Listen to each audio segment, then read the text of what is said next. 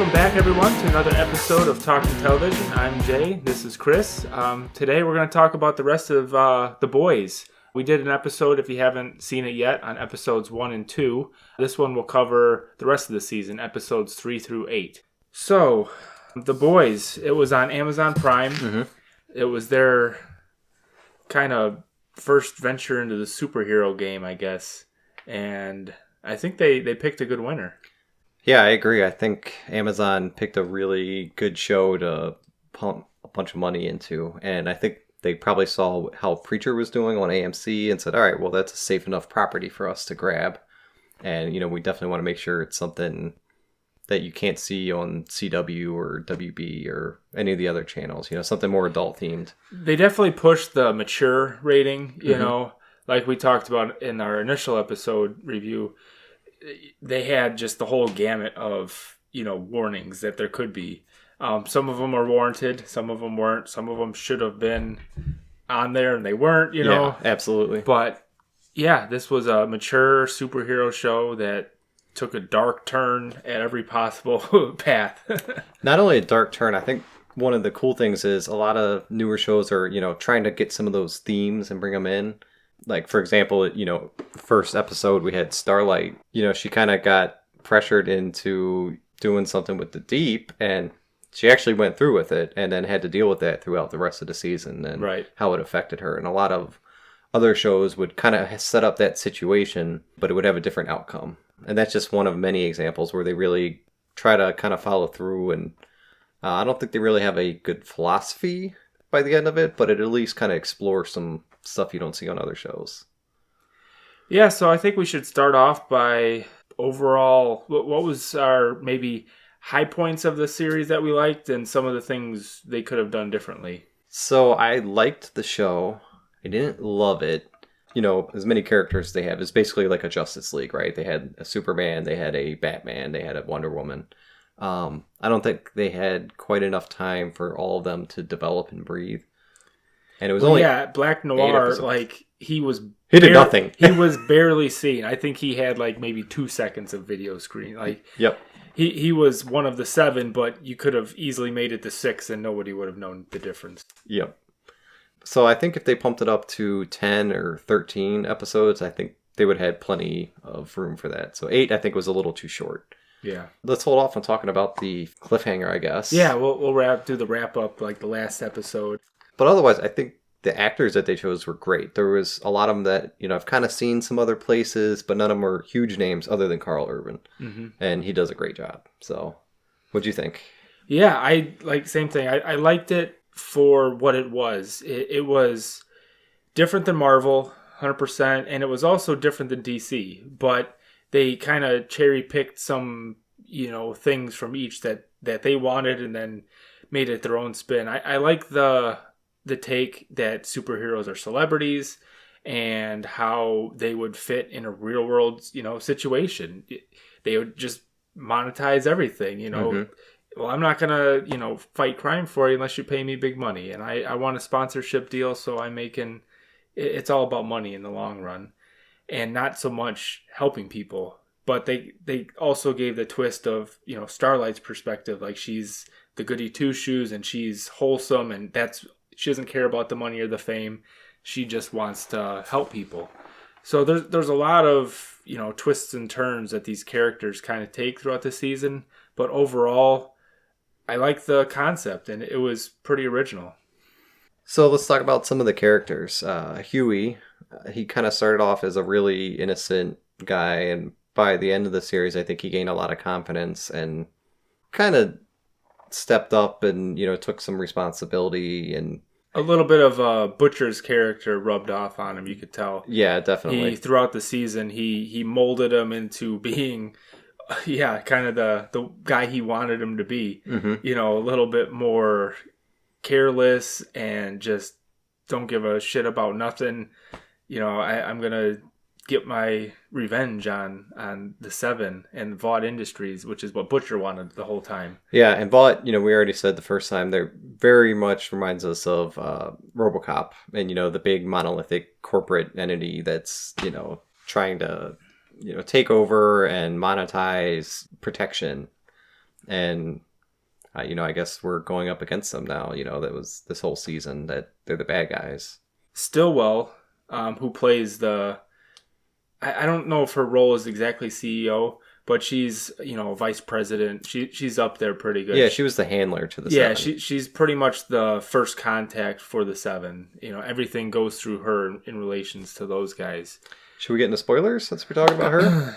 We can, yeah. Okay, so big spoilers then. Let's talk about Elizabeth Shue. She plays the character, and I think she was a good pick for that role. She had assertiveness and dominance when it came to, making business decisions and putting the Seven in their place and making them do what she wanted. But then they also tried to humanize her, and, she had a child, and you could see, she wanted to be a mother as well. Homelander wasn't having all that, He was a very unique character. I think we'll talk about him for a little bit. But yeah, I like Stillwell just as the character, not necessarily like what she was trying to do as far as the government contract is like her big win in the season. Mm-hmm. The whole season is building up to trying to get the government, the American government, to allow them to fight in foreign wars and foreign instances. So yeah, the government spends billions on defense contracts. She wanted those defense contracts. So, and she gets it, and that she gets, promoted to the... She's a great executive. The executive level and, next in line to take over the company. So that she was on her way until she wasn't. Yeah. She does have a baby, which in the finale, Homelander kind of uses her baby, against her, So Butcher put a bomb on Stillwell, and Homelander, brings her baby down from downstairs into the room, and the bomb goes off, and he saves Butcher. Does he save the baby? I don't think so. I don't think so. They didn't cover that, though. No, I don't think he wanted the baby to be saved, honestly. Homelander, for supposedly being the man, that's supposed to be godlike and just everything good and trying to save everybody, he was a real prick. Oh yeah. And he didn't care about people unless it benefited him or their agenda, his persona. Persona. He was supposed to be like Superman, bulletproof, he could fly, laser eyes mixed with Cyclops, with the little laser eyes and stuff. So he, at the beginning of the season, that's kind of what you thought he was going to be. He was going to be the guiding star for everybody and keep them in line. Mm-hmm. Well, he was definitely the leader. Everybody had to report to him, but he was one of the worst ones out there. I mean, halfway through the season, there's a plane that's hijacked, and he's tasked with Maeve to go and rescue it. Mm-hmm. Well, it turns out they forgot about one of the hijackers, and he winds up killing the pilot, and the plane's going to crash. Well, instead of taking the time and trying to save everybody, he's just like, well, they don't even know we're here yet, so let's just let them crash. Yes, just let them crash. And we'll use this as an agenda point. Like, oh, if the government would have hired us, well, then we could have saved everybody. And Maeve, he was kind of ticked off because they could have saved some. They could at least save some kids. They definitely could have but saved that would have looked kids. Bad on them because they didn't save everybody. Where Homelander was just like, screw it, we're just gonna chalk this up as a loss. Nobody's gonna know the difference. Yeah, Maeve definitely struggles with this after that point. That's like a turning point. She was already upset with him. They had a romantic history and they had moved past that. But yeah, she was pissed at him for letting the women and children and everybody just die. Yep. And I'm right there with her. And I think Maeve actually should have got some more screen time and, some missions of her own. And that would have been nice to see this season. Definitely. Back to Stillwell, back in her apartment. Homelander basically gets her to admit that she's scared of him. And then he basically just takes his laser eyes and burns her skull through. Yeah. I didn't see that coming. That was one thing I did not anticipate happening. Throughout the season, you can kind of tell they have like a weird, maternal relationship. He kind of wants her to be like a mother figure to him, but also a romantic figure. Mm-hmm. So they play that out through the season, and to see him just, burn her skull out I wasn't expecting that. No. So let us know what you guys thought about that as well. Yeah, I mean, he was raised in the lab, as we see. Everybody's kind of created, so it makes sense that he would yearn for some sort of mother figure. But yeah, to just kill her like that was crazy. Yeah, no more Stillwell. Nope. Other than we have Homelander, Maeve. She doesn't really play. She's more of like a supporting role. Whenever Homelander's around, Mm-hmm. she really doesn't have like her own main storyline. I feel like maybe they'll expand upon that in the future, but yeah, I don't know if there's much else to really describe about her. Nope. She looks kind like of Wonder Woman. she kind of stands up for Starlight. When that whole thing comes out, Starlight is sort of dating Huey, and Homelander finds out that Huey is part of the boys to take them down and take Vought Industries down. So Maeve pretty much stands up for her, otherwise she was going to be ostracized or killed or who knows whatever Homelander felt like doing that day. What do you think about Starlight's character? I kind of liked her character. It was polar opposite from, like Homelander, let's say. So I felt like they needed something like that. But as soon as she was introduced and you could see where Huey's motivation lied, he wanted to get after A-Train for killing his girlfriend, you could tell like that's where they were going to go with it. It was pretty obvious. Like, okay, they have a chance meeting on a bench, they're friends. So you could tell she was going to have some sort of falling out in the group that would make her help Huey in the end, which is exactly what happened. So that part of the plot line was a little cheesy, I'd say. Yeah, I liked her character. Was obviously between her and Huey, those were kind of our vessels into this whole world and how we kind of were opened up and learned about everything. I really liked when they went to that like church circuit. She mentioned in the past, coming up, I worked the church circuit, trying to get a name for herself, and that kind of reminds me of like actors taking smaller bits like commercials or plays or whatever, trying to build themselves up. Mm-hmm. I thought that was kind of cool. Like they could have left that whole part of the plot out, and we would just assume that there was a star search for superheroes or something. Yeah, and she was chosen out of all the other hundreds that applied. But yeah, during that whole church scene, they kind of also give her a revelation like that's not quite my scene anymore. Mm-hmm. She's brought there to talk to the kids and give these little speeches, and she just goes way off script. She's talking about on stage, she's given a precise thing to say, and she just starts saying all sorts of like, why am I here? This is don't believe everything you say. You don't have to believe in God and all this. It's all about being who you want to be. And she basically calls out the Deep. She doesn't say his name at that point, but says, hey, I was pressured into this situation, and something I didn't want to do, and I ended up doing it. Empowering her, not only herself but other people that are listening, which really goes against the the PR stance she should be taking on Vaught's behalf, and they weren't happy about that. Nope. So Stillwell, she's got like one choice really, is to kind of send the Deep off to Ohio, I believe it was. Oh yeah, hold on, I wrote this down. He goes to Sandusky, Ohio, which is not a shithole like Akron.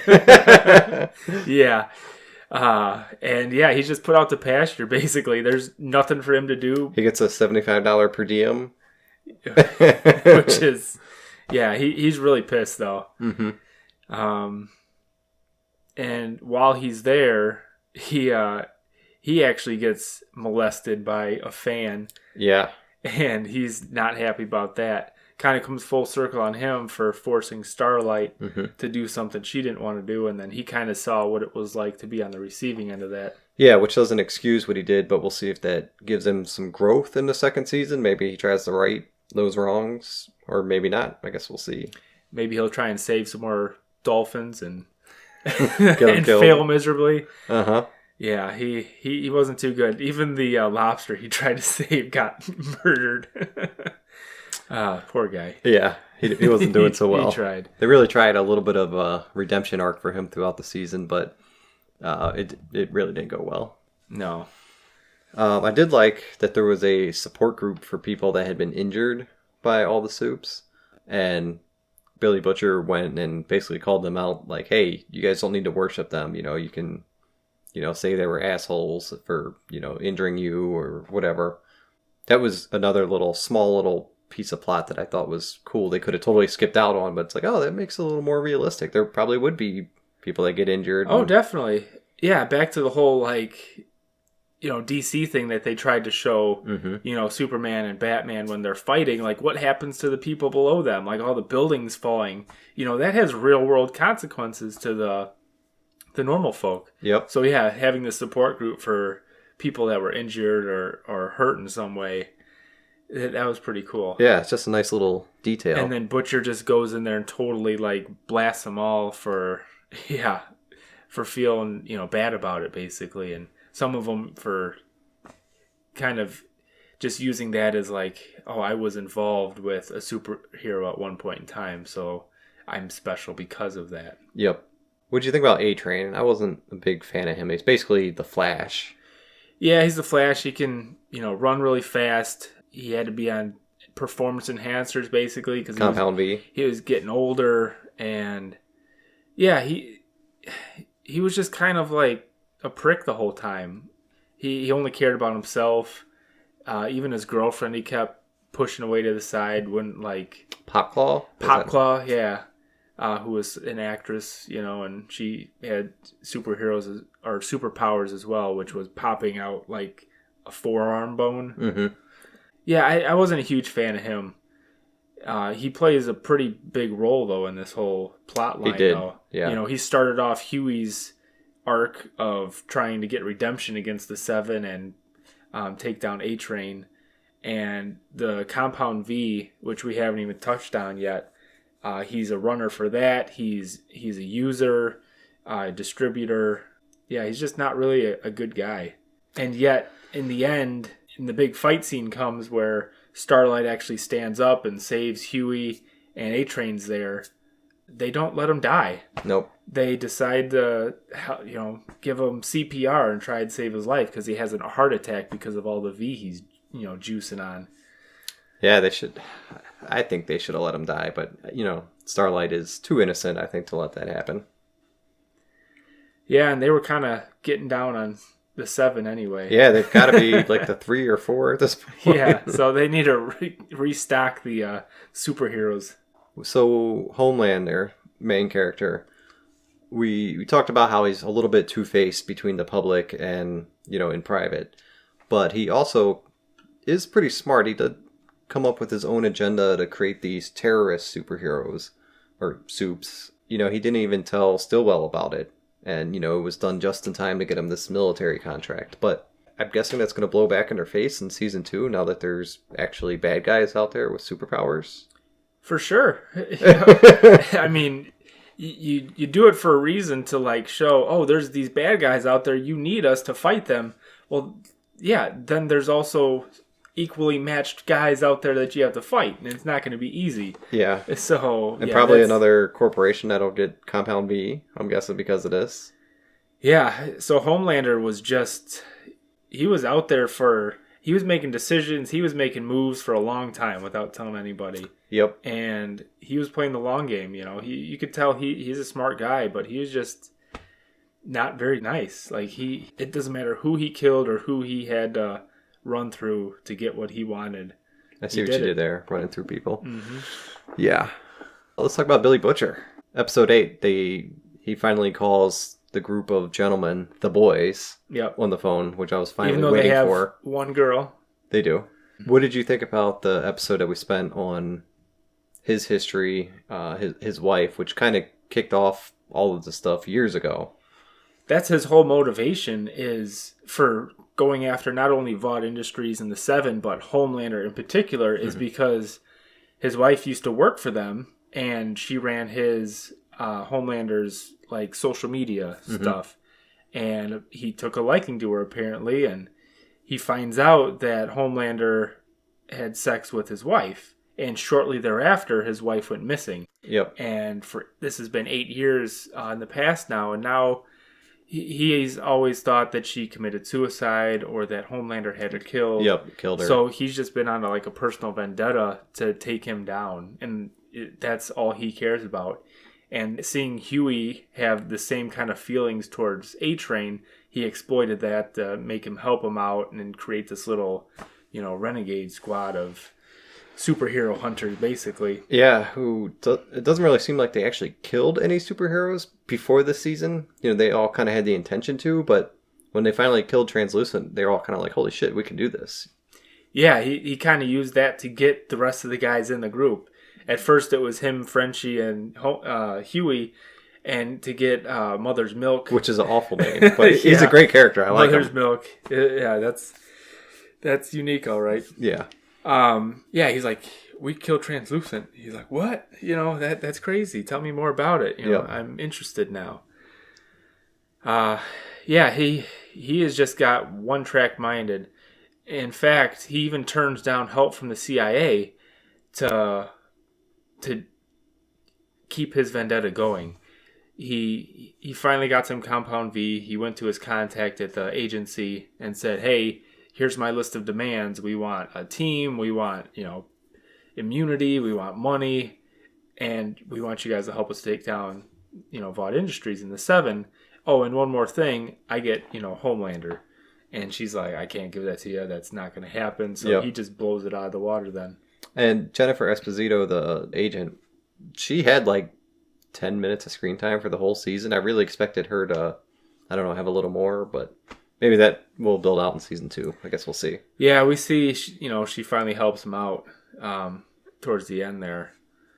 But yeah, Butcher, he's all about taking Homelander down, which it comes to a head right at the end of episode 8 and kind of gives us a little bit of a cliffhanger going into what we found out they're already filming season 2. Mm-hmm. So yeah, we'll see where they take that arc. So in the final scene, we see Butcher and Homelander kind of go off together, and Homelander says, there's something I need to show you, and they go up to a house, and a kid comes running out, and it's Homelander's child with Butcher's wife, and then Butcher's wife comes walking out, and she's not dead. So why has she been hiding this whole time? Is it just because she's ashamed that she slept with him? I mean, I think Butcher could get over that. For Homelander, that was the big secret that not Stillwell and everybody kept from him, knowing that he actually had a son that lived. Mm-hmm. They had kind of told him later on that, she died. The baby just clawed its way out. And killed the mother. And killed the mother in childbirth, and it lasted just seconds. But no, the truth is he's got an 8-year-old son, and she's still alive. Mm-hmm. And to Butcher, I think you can just see on his face horror. What's worse? My wife dying, not having this child, or now being alive and I don't know about it and having Homelander's son? What's worse for him to deal with? Yeah, I think eventually he could get over that, but where does that leave him for season 2? Because he had this whole vendetta against Homelander for potentially killing his wife. Well, she's alive, so does he still hate them? That's a good point. I don't know. Where's that rage going to come from now to keep fighting them? Mm-hmm. Or do they form some sort of weird bond and go against the terrorist Go against the terrorist soup, yeah. I don't know. I think they've got to have some new, motivation to fight for now. Yeah, neither of us have read the comics, so we're just basing on the TV show. Strictly a TV show. I'm sure there's a bunch of differences between the two. Let us know if you guys have read the comics, what you guys think. But yeah, I'm curious how close they followed it, or even just the first general arc of the first season. So there was one other character that we saw in the back half of the season, and that was the female, who was this young Asian woman that was kind of being kept in this little jail cell. The boys let her out, and she went wild and just started, ripping people apart by hand. And she ends up kind of being on their team, and her and Frenchie kind of become buddies. And yeah, Frenchie's the only one that thinks she's humanized still, and tries to connect with her and talk to her, and if it wasn't for him, she would have be gone. She'd be gone, or she would have killed them. His just connection with her, grows, and she becomes a part of the group, the boys, and she's on the Compound V that the 7, mainly A-Train and Homelander have been, slinging and given to different, groups, creating these super villains, people to fight. But yeah, they kind of use her to their advantage. She winds up fighting Black Noir. She totally busts A-Train's leg open. Oh, that was so great. That was to a watch. pretty cool scene. I mean, just compound fracture, took him out of the fight for sure. Mm-hmm. So yeah, she actually plays a pretty big role towards the end of the season, just helping out the boys. If it wasn't for her, they wouldn't have been able to get where they were. Yeah, they would have been defeated a long time ago. Definitely. But yeah, Compound V is just, it's the drug that created all of them. We find out, and this kind of is one of the pushing factors for Starlight, I feel like, to help the boys out, is no superheroes are born that way. Compound V is given to these babies, with their parents' knowledge. They get paid for this to create these superheroes. And Vought Industries has been doing this for years without telling the general public about it. And even the superheroes themselves don't really know about it. They think they're born this way and they're special. Yeah, that God blessed them, and and then we find out that Homelander is creating this on adults and making supervillains, and it's just a whole bad scenario. So I think that's got to be one of the main factors in season 2 is Compound V. Who's still going to be pushing it, and how are they going to control it or not, and who they create with it. I feel like they're going to have to just come up with some crazy superhero that they're all going to have to team up against and take out. I think one of my favorite soups of the whole season was when they went to the lab and they were checking all the Compound V and stuff, and they found the baby with the laser eyes, and they were just slicing across bad guys with the baby's laser eyes, and that was awesome. It was awesome. And then he just gently puts them back in his his little container and closes it. But yeah, that was a pretty cool improvised weapon. Yep. I also thought it was cool. There was a Comic-Con that they went to, and you saw a Billy Zane cameo and a Tara Reid cameo. Oh, yeah. I thought that was pretty funny. Yep. They didn't even say any lines. They were just there playing themselves. Yep. Yeah, that was super cool. So yeah, I mean, we said season 2 is already filming, so they've released one picture, so we don't have any inside knowledge about what's going on yet. Yep. Guess we'll see what happens. Like you said, I think we're going to explore Compound V being used by other groups or other people. What's Billy Butcher going to do? Is he, still going to be in the boys trying to take him down? I don't know. Yeah, that's up to debate. I don't know how they're going to play that one out. Homelander is obviously still in charge of the 7, and with Stillwell being gone, I feel like he's going to take some sort of even higher role and not do anything good with it. But they'll definitely need a new handler. Keep their PR persona kind of in check. And I feel like they need to fill the 7 back out. Some of the characters have died. Some of them might not be up for the fight anymore. So they're banished to Sandusky. So yeah, I think they've got to refill the group out. There's going to be more soups that they introduce. Probably more bad soups that have to get beat up. So, and they've got to fill out these military contracts. They're going to need more soups for that too. And yeah, I don't know if they're just going to create a bunch more, or maybe they're going to do another star search to find more to bring in to Vought, or what. Yeah, we'll see. If you guys have any ideas, let us know. Put them in the comments, and we'll let you guys know what we think as well. So, thanks for watching again. You can always find us at Southport Media. Definitely subscribe. That way you'll see us pop up in your feed, and you'll get all of our new releases. Thanks for watching, everybody. Yep. Thanks, guys. Bye.